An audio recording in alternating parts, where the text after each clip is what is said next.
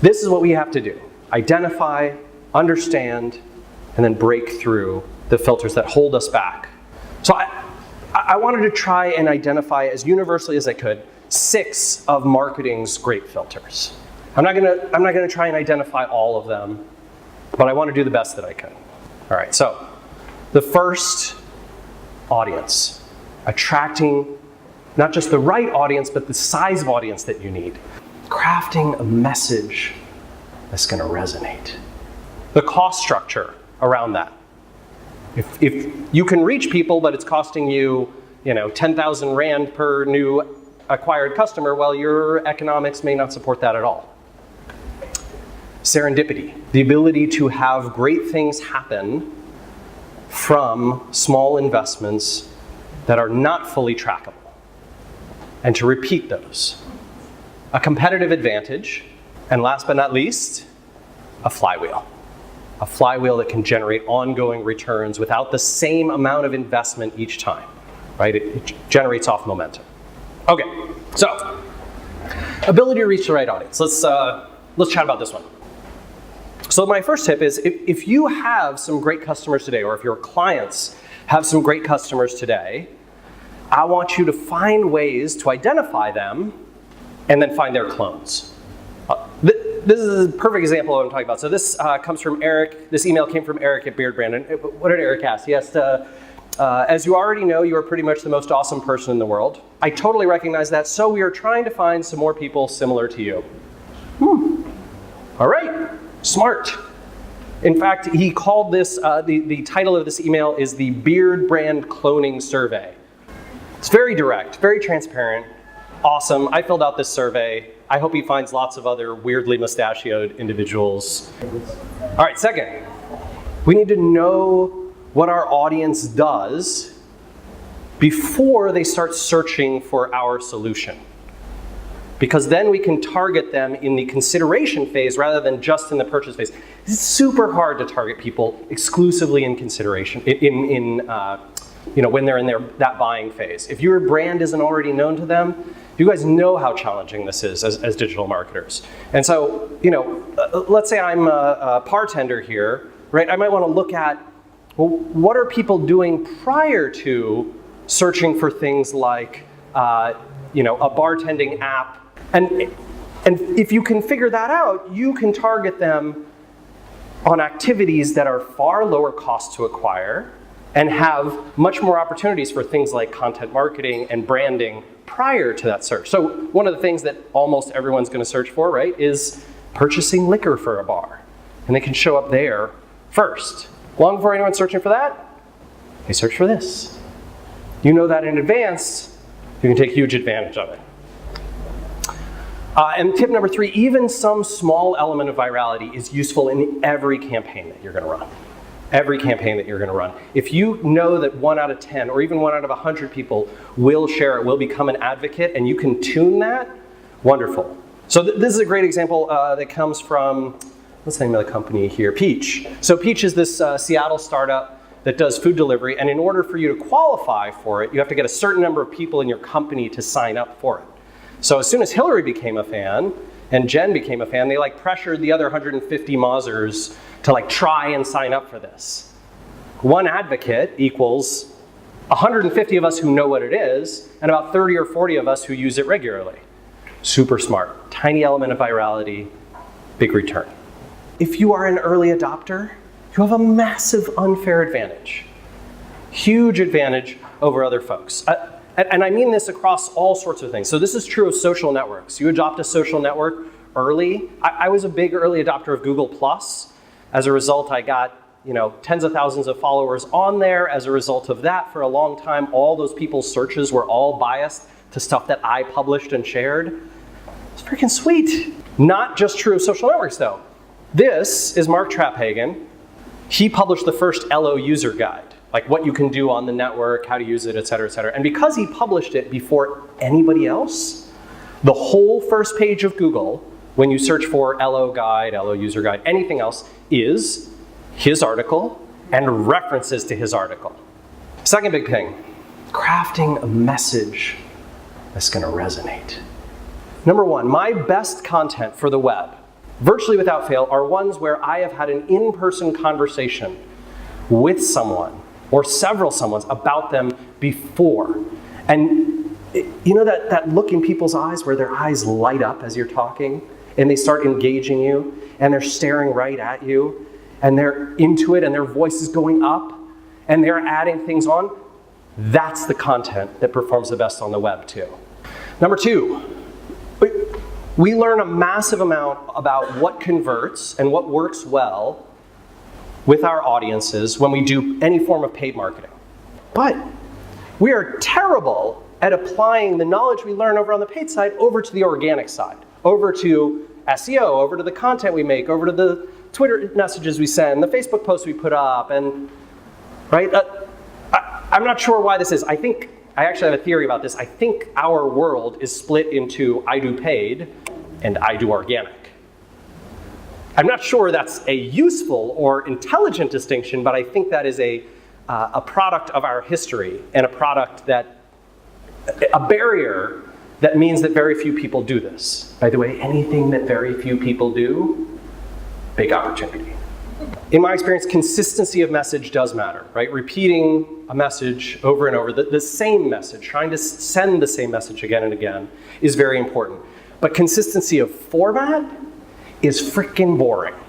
And so what I've done is I've taken to making a message and then having ways to communicate it across different platforms in different ways, but making sure that that message remains at the fundamental level, the underlying level, the same. Not the words are always exactly the same, not it always looks exactly the same, but that the message carried through is the same. Because I think human beings, we are very sensitive to inconsistency. Number four, powerful messages almost always simple. So this one, I really like this one from Yesware. This is their homepage, right? And it just says, want to know what happens when you click send. Super simple message. Even most of you probably have no idea who Yesware is, but you know exactly what the company does now. You know that they track email after you send it and give you data about what happens on the other side. Brilliant. Easily memorable. When they repeat it, they have a better chance that it will resonate. My last tip on this one. On messaging, when it comes to messaging, promoting a company, promoting a brand, a product, a service, that's hard. It is hard to do. But promoting a cause like, we should all become better marketers. I want to help people do better marketing. That's easy. That's a cause a lot of people can get behind. So if you can find that cause, that mission, like Fitbit did here, right? Fitbit doesn't say, we have a little thing that clips on your belt and tracks all your data about where you walk and your health and that kind of thing. They say, right, we're dedicated to helping you reach your fitness goals. We want to help humanity become more fit. By the way, this is selling the why, not the what.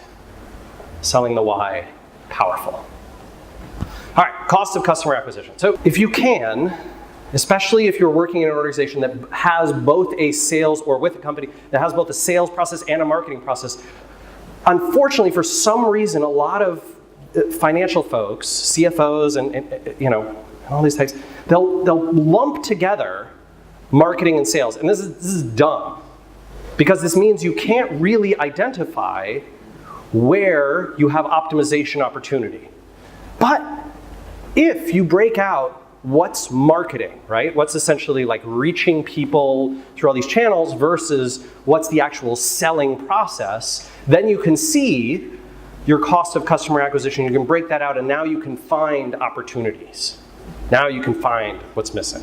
All right, number two, I really urge companies, campaigns, consultants to spend early in unpaid marketing channels. The reason is, if you get comfortable with paid marketing as sort of like, that's what I lean on, it's super, super trackable. You have your dollar amount, and people are not willing to make investments for the long term in inbound or in organic, when in fact, those are often the ones that not only have lower cost of customer acquisition on average, but they also increase the validity and the quality of all the paid acquisition that you do. Number 3, measure, please measure your acquisition channels by customer lifetime value. Like a bunch of companies, I'm sure some of you like work in agencies or do pay-per-click in-house or that kind of thing, and all of your stuff is measured by cost to acquire a customer, right? But that is insane. It is insane because not every customer spends the same amount over the lifetime of that customer. Not every customer is as valuable as every other customer. If you know the channel CLTV, the lifetime value, you can spend huge in channels that produce great returns and you can save money. All right, if possible, I would urge you to enable some form of customer qualification that scales without salespeople. Like instead of requiring that every potential customer have a sales interaction, forget that. Don't do it. Have some way of pre-qualifying or at least getting enough data so that you can predictively say, this pattern of people, right? This pattern of people like matches a high CLTV customer, one that we actually want to acquire. Now you can have fewer salespeople, they can spend their time better. Your cost of customer acquisition can go way down, even if you have to spend more on the upfront, like marketing side. Pretty cool. Okay. Enabling serendipity. So the reason that this is so important is because all of the best things that have ever happened to my company, to Moz, or to any other founder's company that I have ever talked to, have not come through some carefully orchestrated, specifically tangible, tie-backable thing. They have come from something random that happened as a result of things that they cannot quantify or qualify the investment of. And so in order to be better at serendipity, at benefiting from serendipity, we have to increase the potential vectors that we have for exposure. It's scary too, because you can't track it. You don't know what's going to work. You have to believe. And we have been trained as digital marketers, don't believe, rely on data. One thing I can tell you to avoid, if you don't love something, like you're just like, man, I know I should probably do more webinars for some third parties, but I just really hate that interaction. That's not for me. I like in-person. Then don't do it. Do the in-person stuff.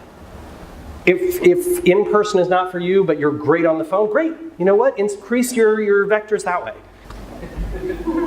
If possible, before you interact with people, know something about them. There is something so powerful, so much more serendipity comes from knowing something about someone before you interact with them.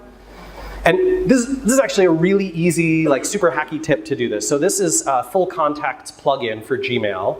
And look what it does, right? Like it shows me all this stuff about this founder, tells me that he's in Quebec, gives me all his social networks, tells me the last few things he tweeted. Sweet.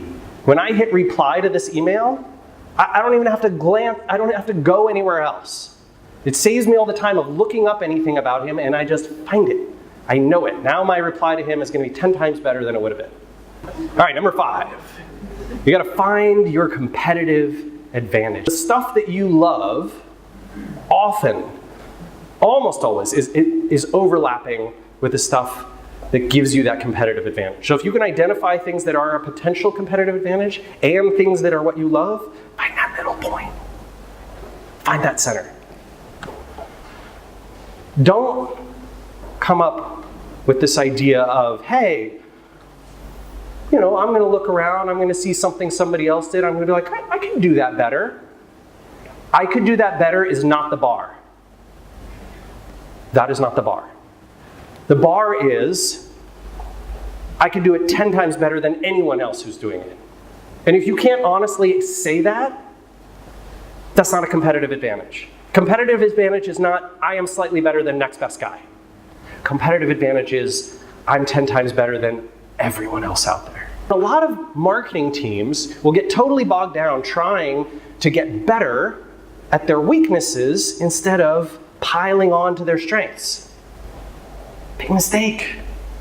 Don't, sometimes, especially early stage, I wouldn't even worry about that.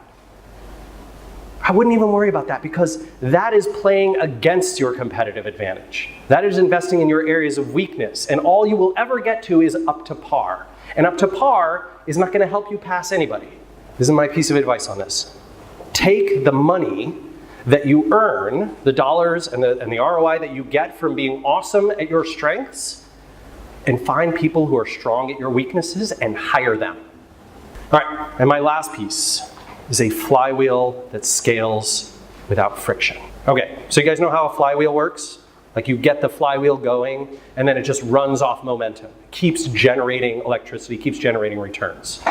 So this is like the classic flywheel, super classic flywheel in the content marketing sort of SEO world, right? You publish something, that gets amplified through your social networks, through your email or whatever it is. You grow your network, more people subscribe, more people follow you on your networks, all that kind of stuff, right? You get re-amplified. You earn some links, maybe, hopefully. You grow your authority of both your social network and your website in more competitive terms in Google. And so that means you're going to earn search traffic. And this flywheel just keeps turning. Now it's easier and easier and easier to rank for more stuff and to reach more people with everything you publish. And that just keeps building on itself. That's how content marketing powerhouses are built. They start tiny. They suck at it for a long time, and then they get good. And that momentum keeps building on itself. So you should anticipate that the first few revolutions of any flywheel, any marketing flywheel, are going to be insanely challenging. If you start investing in that process and you think like, oh, well, maybe it'll look like this. What is this traffic graph? Over the course of, a little less than a year, just about a year, we're just going to kill it. We're going to rock out. No. This is much more realistic, right? You see like a little bit of success, tiny bit falls back down. You have like a few bumps, and then slowly over 3 years, 4 years, that's when you can expect to see those flywheels start to really turn. If you create the wrong expectation with your team, with your boss, with your client, with your C-suite, screwed. Relentlessly search for the friction in these flywheels. All right, so maybe the problem is your social networks just don't pay any attention to the stuff you're amplifying. Maybe nobody seems to care on social, the message that you're sending, the things you're publishing. If that's a problem, great. Once you can identify that, now you can go to work fixing it. Now you can go see and investigate, what do other people in our field share on social that actually works for them? Or what do people in related fields share that actually works for them? If you can't find that friction, you'll never know why your flywheel isn't turning. Thank you guys so much for having me and letting me run so long.